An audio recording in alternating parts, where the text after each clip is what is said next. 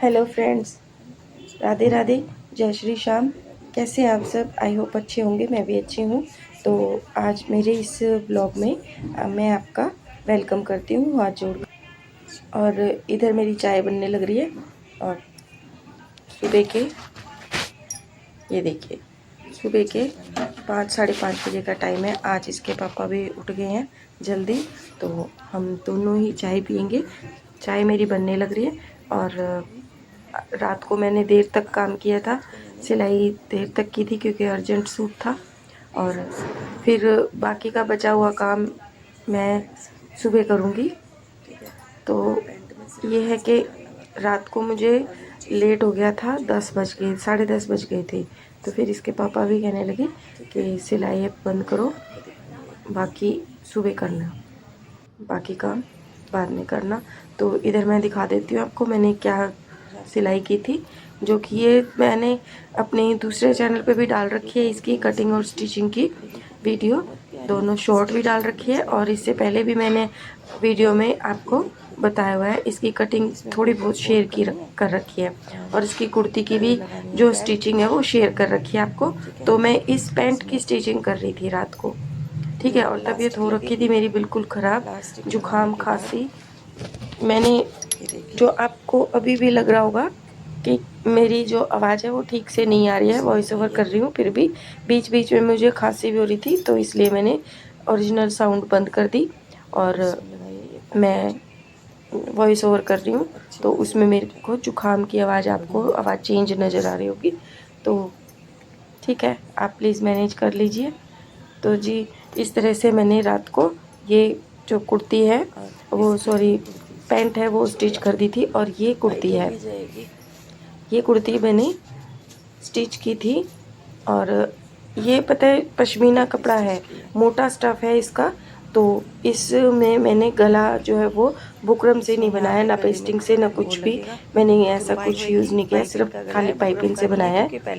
तो पाइपिंग से गला बना के मैंने इस सूट को तैयार किया है। और लंबी बाजू रखी है क्योंकि सर्दी का है, और थोड़ा सा लूज़ है। ये 41 चेस्ट साइज़ का है और 48 हिप साइज़ है, तो लूज़ रखा है ये। वैसे भी गर्म कपड़ा है, और नीचे जो है जिनका ये सूट है वो नीचे इनर पहनते हैं, तो इस हिसाब से मुझे थोड़ा सा लूज़ ही लेके चलना पड़ेगा इसको, ठीक है। तो जी, ये मैंने सूट की आपको दिखा दी है वीडियो, और बाकी का काम मैं इसमें इलास्टिक डालना और जो है नीचे पैंट के पोंचे जो है, पैंट की मोरी फोल्ड मैं बाद में करूँगी। थोड़ा सा काम कर लेती हूँ घर का, तो काम वाम कर लेती हूँ। और देखिए काम करते करते जो है वो मेरी आंखें भी आपको देखो, क्योंकि चश्मे से जो है रात को काम करना चश्मा लगा के थोड़ा सा मेरे लिए मुश्किल होता है। मेरे को इतनी चश्मे की आदत नहीं है, क्योंकि मैं ज़्यादातर सिलाई करते टाइम ही चश्मा लेती हूँ। और अब जो कि आज संडे है और कुछ स्पेशल बनेगा, तो देखिए बच्चे क्या कहेंगे, स्पेशल क्या बनवाएंगे। और चलिए मैं आपको ऊपर लेके चलती हूँ। तो ये आ जाती हूँ मैं छत पे। और जो कि सैटरडे को मैंने कपड़े धोए थे हाथ से, क्योंकि आपको पता होना चाहिए, जैसे मेरी वीडियो में आपने देखा होगा कि मेरी जो वॉशिंग मशीन है वो बिल्कुल ख़राब हो चुकी है। तो मेरे को हाथ से ही कपड़े धोने पड़ रहे हैं। तो इधर मैंने जो कपड़े सैटरडे को धोए थे, तो वो थोड़े से गीले रह गए थे, क्योंकि अचानक से मौसम ख़राब हो गया था। तो भाग के ये कपड़े मैंने अंदर रख दिए थे, ठीक है। तो इसके बाद अब मैं ये कपड़े दोबारा से इन्हें सुबह सुबह फैला देती हूँ। तो थोड़ा सा ये सीले सीले से हैं थोड़े, वो हवा निकल जाएगी इसमें, और फटाफट से फिर मैं इनको नीचे लेके चली जाऊँगी। धूप निकलने से पहले मैं इनको वापस से लेके चली जाऊँगी, ठीक है। तो अब मैं ये कपड़े सुखा रही हूँ। और इधर देखिए शीरो नीचे अभी आवाज़ आ रही है उसको भौंकने की, तो वो पता नहीं क्या देख रहा है नीचे, तो मैं उसको भी देखती हूँ, बुलाऊंगी आपके लिए, दिखाती हूँ आपको वो भी। तो फ्रेंड, मैं पता है आपसे एक चीज़ शेयर करना चाह रही हूँ कि हमारा लेडीज़ का, जैसे कि मैंने पहली वीडियो में भी आपको से ये बातें शेयर की थी। तो आज मेरे पास ठीक ऐसे ही एक लेडीज़ आई जो कि मेरे पास ही कपड़े सिलवाती हैं। तो वो क्या रहा उनका कि आज वो थोड़ा सा अपने आप में बताने लग गई कि जी क्या करूं दीदी, इसके पापा जो यानी उस लेडीज़ के हस्बैंड जो है वो थोड़े बीमार चल रहे हैं और काफ़ी दिन से बीमार है, तो थोड़े से ज़्यादा ही बीमार हो रहे थे। तो जी वो बीमार हो रहे थे तो कह रही क्या करूं, घर का खर्चा मुश्किल से हो रहा है, तो सूट मैं कहाँ से सिलवाऊं, कैसे करूं। तो मैंने बोला भी था उसको कि आजा मेरे पास, यहाँ पे मैं थोड़ा बहुत अपना तुम्हें सिखा ऊपर दूंगी, आजा, तो थोड़ा बता भी दूंगी। शिरो ऊपर थोड़ा आजा। बहुत तो वो खुद भी करती रहती है।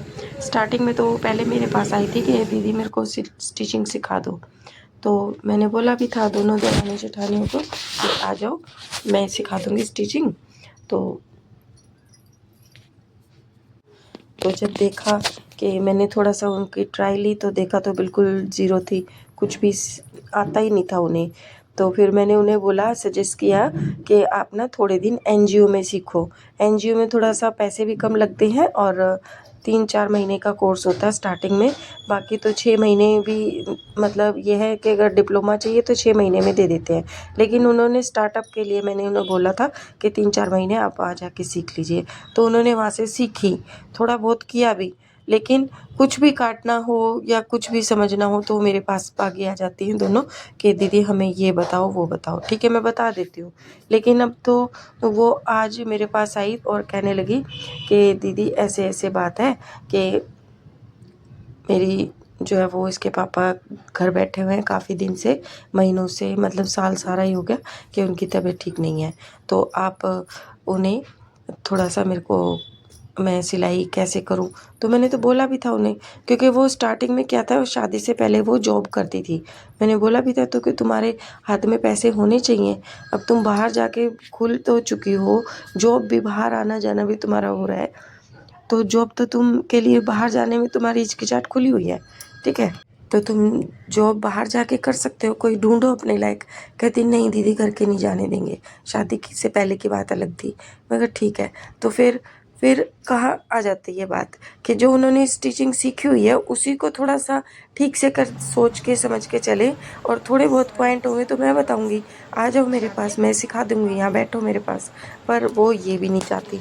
अब बताओ इस हालत में क्या किया जाए।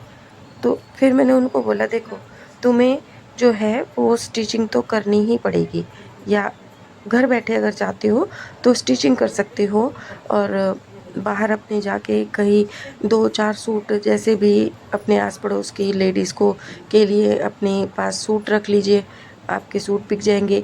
तो थोड़ा उसके लिए पैसा चाहिए, लेकिन सिलाई का काम ऐसा है कि तो उसमें तो बिल्कुल भी इन्वेस्टमेंट तो ना के बराबर लगेगी। तो तुम यहीं से स्टार्ट करो, क्योंकि एनजीओ में सीखने के लिए तुम्हें जो भी मशीन चाहिए थी वो उनके पास है। तो उनको बोला, मैं कहा तो तुम सिलाई से ही अपना थोड़ा सा आगे काम बढ़ाओ, मैं तुम्हारे साथ हूँ, मैं थोड़ी बहुत हेल्प कर दूँगी। अब देखो इतना तो मैं कर सकती हूँ पड़ोस के लिए। तो फिर भी वो नहीं कह के गई। अब मैं क्या कर सकती हूँ, अब फैलाओ हाथ दूसरों के आगे। तो इसीलिए मैंने यही, मेरे आपको यही सजेस्ट करना है, आप उसी के जैसी अगर कोई और आपके पड़ोस में लेडीज़ है या कोई भी है आपकी जानकारी में, या आप भी घर पे खाली बैठी हैं, तो अगर कुछ आता है तो प्लीज़ आप कुछ ना कुछ करिए, आपके हाथ में 2 पैसे आएंगे। तो अपना थोड़ा सा आप समाज में या अपने ही अंदर थोड़ा सा आपको फीलिंग आएगी कि हाँ मैं भी कुछ कर सकती हूँ, मैं भी खाली नहीं बैठी हूँ। क्योंकि देखिए, अगर पेट दिया है ना तो भगवान ने तो हाथ भी दिए हैं, ठीक है। तो पेट को भरने के लिए ज़्यादा नहीं चाहिए होता, तो अपनी तो रोटी कमा ही सकते हो। और रोटी रोटी क्यों, बहुत ऐसे काम हैं जिससे कि आप अपने घर के लोगों की हेल्प कर सकते हो। तो इधर मैंने बनाए थे सारा काम वाम करके, और काम वाम करके नहाने के बाद मैं, जो नहाने से पहले फटाफट से मैं कढ़ी चावल बना के गई थी, और फिर उसके बाद नहा के आई हूँ मैं। तो अब देखिए, मैं इसके पापा को और छोटे वाले बेटे को, हम और मैं तीनों मिलके हम खाएंगे कढ़ी चावल, और आप लोगों को भी खानी है तो प्लीज़ आ जाइए। तो मैं क्या कह रही थी कि पैसे लेडीज़ के हाथ में होने चाहिए, ठीक है। खाली बैठ के क्या मिलेगा, कुछ भी नहीं। खाली बैठ के तो पता नहीं। देखिए, जो इतनी बड़ी आपको उदाहरण देती हूँ, अंबानी है, उन जो वो है उनकी लेडीज़ भी कुछ ना कुछ कर रही है ना। उन्हें पैसों की क्या ज़रूरत है, कमाने की क्या ज़रूरत है, लेकिन फिर भी बड़ी बड़ी जितनी भी सेलिब्रिटीज़ हैं, जितनी भी लेडीज़ हैं, वो सभी लोग कुछ ना कुछ अपना टाइम पास के लिए कर रही हैं। और टाइम पास ही नहीं, काफ़ी अच्छा खासा वो अर्न भी कर रही हैं। ठीक है, हमको वहाँ से मोटिवेशन लेनी चाहिए। तो हमारे पास तो वैसे भी उनको देखा जाए तो हमारे पास भी कुछ भी नहीं है उनको देखते हुए। तो इस चीज़ को हम साथ में लेके चलेंगे, सोचते हुए चलेंगे, तो ज़रूर कुछ ना कुछ हम अपने लिए करेंगे। ठीक है, सोच के भी खाली मत बैठो, कुछ ना कुछ करो। अब जो टाइम है आ रहा है ना, वो खाली बैठने का नहीं है। कुछ ना कुछ कमाओ, 2 पैसे दूसरों को मत दो, ठीक है, अपने पास रखो, अपने लिए कमाओ। पैसे हैं तो बुढ़ापे में भी सेवा आपकी हो जाएगी। ठीक है, तो क्योंकि पैसे वाले को सलाम है आज के टाइम पे।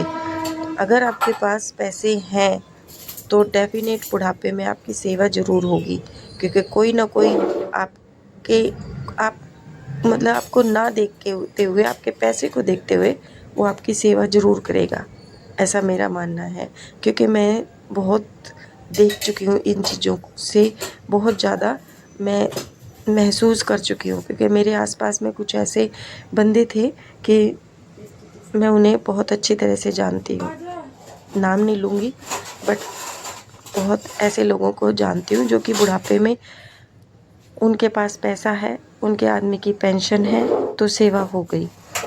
और जो आपके पास 1 रुपया भी नहीं है ना, तो कोई नहीं पूछेगा, चाहे वो आपके पास ज़मीन जायदाद के रूप में ही क्यों ना हो पैसा, तो आपकी सेवा हो जाएगी। यानी कुछ ना कुछ आपके पास ऐसी होनी चाहिए चीज़ें जिससे कि बुढ़ापे में आपकी सेवा हो। और बुढ़ापा तो अभी बहुत दूर है, बुढ़ापा तो अभी बहुत दूर है। अभी से ही हम अपने इकट्ठा करना शुरू करेंगे, तब जाके हमारा बुढ़ापे तक इकट्ठा हो पाएगा। ठीक है, तो ये मेरा, पता नहीं आपको मेरी बातें आपको अच्छी लगी हैं या नहीं लगी हैं, लेकिन मैं आपसे शेयर ज़रूर करना चाह रही थी।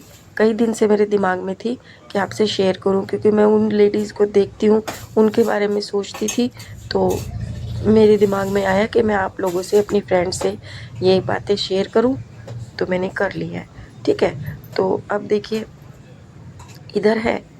इधर मैं अपने लिए और अपने बेटे के लिए खाना डाल रही हूँ। ठीक है, और अभी मेरी तबीयत ठीक नहीं है, फिर भी मुझे कढ़ी के साथ चावल खाने थे, तो इसलिए मैंने कढ़ी चावल बनाए हैं। और दोपहर के टाइम जैसे अब जिसको चाहिएंगे प्याज व्याज काटना है तो वो अपने आप से काट लेंगे। मैं कच्चा प्याज नहीं खाती हूँ, तो इसलिए मैंने नहीं डाला, और मैं काट के भी नहीं देती क्योंकि स्मेल हो जाती है। इस बात की मेरे घर में बहुत ज़्यादा वो होती है कि मम्मी आप प्याज क्यों नहीं काटते, बस मेरा को अच्छा ही नहीं लगता प्याज काट के देना। तो अब सब्ज़ी छोंकने से पहले या हाथ धोने से पहले मैं इसे कितने ही प्याज कटवा लो, मैं काट दूँगी, लेकिन बाद में नहीं काट सकती। तो बच्चों ने और इसके पापा ने अपने आप से खीरा और प्याज काट लिया था सलाद के रूप में। इधर मैं क्योंकि नहा के आई थी, जब वो काट कूट के अपना लेके बैठे हुए थे।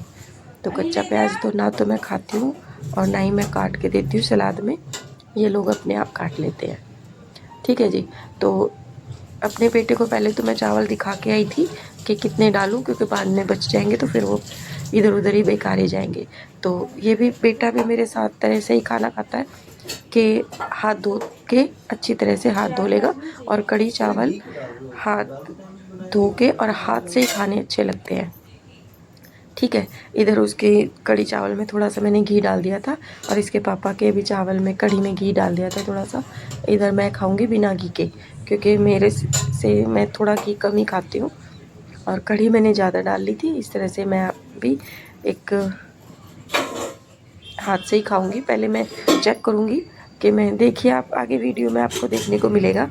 ठीक है, तो इस तरह से मैंने अपना खाना निकाल लिया है, और बाकी की कढ़ी को जो है ना, अभी गर्म ही है कढ़ी, तो बाकी को मैं इस पतीले में ना छोड़ते हुए मैं स्टील वाले इस बाउल में निकाल लूँगी। ताकि कढ़ी को सिल्वर के पतीले में बना तो दिया, लेकिन ज़्यादा देर छोड़ती नहीं हूँ मैं।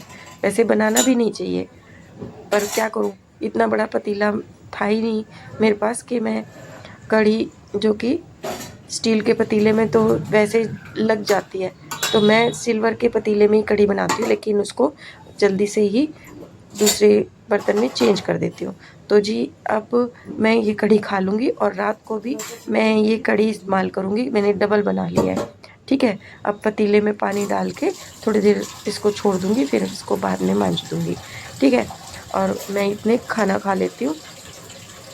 तो खाना खाने के लिए मैं अभी कूलर के आगे जाके बैठूँगी, क्योंकि पंखा कर दिया बंद और कूलर के आगे जाके बैठी हूँ थोड़ी देर, क्योंकि इसके पापा जो है वो एसी रूम में बैठे हैं और मैं खा रही हूँ यहाँ पे, क्योंकि फिर मैं आपसे बात करती तो ये खुल के बात नहीं कर सकती ना, और फिर इसके पापा के आगे मैं ना हाथ से कढ़ी चावल कम खा पाती हूँ।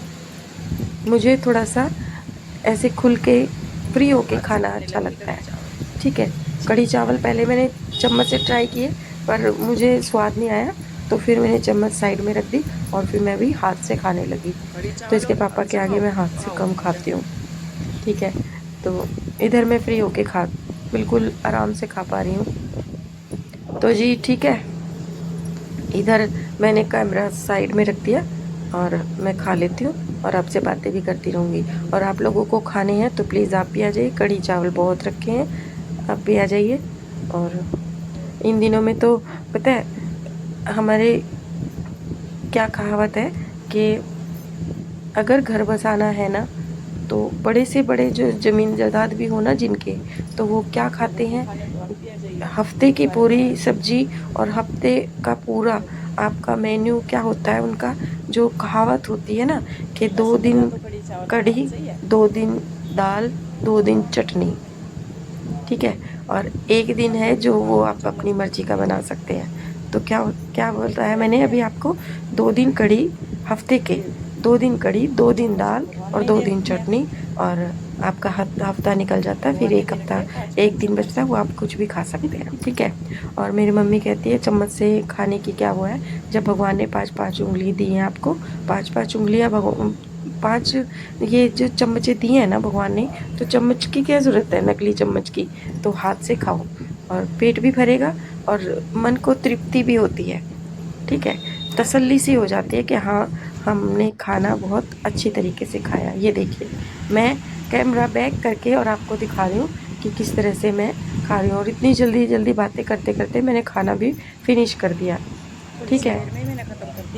और वीडियो को खाना खाते हुए मैंने ज़रा से भी नहीं कट किया है, और फटाफट से देखिए। और पता है क्या है, खाना जब मैं कढ़ी चावल खाती हूँ तभी मेरे गले में अटकते हैं, पता नहीं क्या है। जब मैं कढ़ी चावल खाऊंगी मेरे गले में ज़रूर अटकेंगे, तो इससे मैं पानी लेके पास बैठती हूँ, कई बार तो मेरी आवाज़ भी नहीं निकलती, ठीक है। अब मैंने ढेर सारे कढ़ी चावल खा लिए और इसके बाद तो मेरा थोड़ा लेटना बनता है, मैं थोड़ी देर लेट जाती हूँ, थोड़ी देर रेस्ट करती हूँ और ध्यान रखूँगी कहीं नींद ना जाए, क्योंकि मुझे बाकी के काम करने हैं। अभी अभी स्टिचिंग करनी है थोड़ा सा। इतनी देर मैं लेटी थी कि पड़ोस में बाजा बजने लग गया, ढोल बज रहा था, तो ढोल बजने लगा। मेरे को वॉइस ओवर करने में भी मतलब रिकॉर्डिंग करने में भी दिक्कत हो रही थी, आपसे बात कर रही थी तभी मैंने साउंड को म्यूट किया और अपनी ओरिजिनल साउंड को म्यूट करके और फिर इसका मैं वॉइस ओवर कर रही हूँ। तो आपको दिखाती हूँ अभी थोड़ी देर में कि बाहर क्या डमडम बज रहा है, ढोल बज रहा था। तो मैं भी कैमरा लेके बाहर जाके देख के आई हूँ कि क्या बज रहा है, उसकी वीडियो भी आपको ज़रूर दिखाती हूँ, अभी देखिए आप, ठीक है। तो वो खाना आज मेरा लेट हो गया क्योंकि मैंने तुरपाई भी की थी, तुरपाई वाली का फ़ोन आ गया था कि मैं तो नहीं कर पाऊँगी, और घर पे भी दोनों बहुओं में से कोई भी नहीं आ रही थी, तो मुझे ही तुरपाई करनी थी, तो इसलिए आज, और पैंट भी स्टिच करनी थी, तो इसलिए लेट हो गया। तो ये देखिए बाहर ये सारी लेडीज़ जो हमारे पड़ोस में, कई बार आपने देखा भी होगा कि, और मैं आने वाली वीडियो में भी आपको दिखाऊंगी कि यहाँ पे ना हमारे पड़ोस में कम्युनिटी हॉल है, तो पूरी रात यहाँ पे डीजे बजा था 10 बजे तक। तो ये देखिए दोपहर का टाइम है, ढोल तो अभी से बजना शुरू हो गया था। मैंने ढोल की आवाज़ अभी दिखाती हूँ आपको, ढोल बजना शुरू हो गया था। तो ये देखिए सारी लेडीज़ यहाँ पड़ोस में, आप देख ही रहे होगे, वीडियो को जूम करके देखिए तो सब लोग यहीं पड़ोस में इकट्ठे हो रहे हैं। तो यहीं पे कोई प्रोग्राम है, सारी लेडीज़ और जेंट्स वहीं पे जा रहे हैं भीड़। तो आज ये लोग तो धमा चौकड़ी करेंगे, पूरा 10 बजे तक इन्होंने धमा चौकड़ी करनी है। तो मैं कोई वीडियो बनाऊंगी तो वॉइस ओवर नहीं कर पाऊंगी, ठीक है, उसकी आवाज़ बंद करनी पड़ेगी।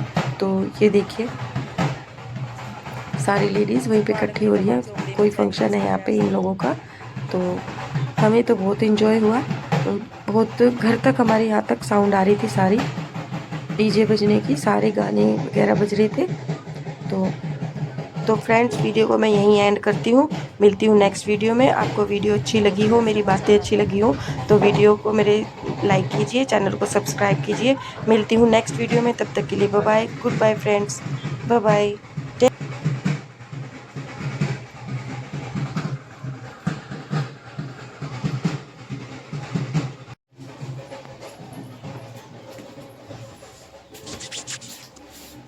ये मचा रहे थे धमा चौकड़ी, धड़म धड़म,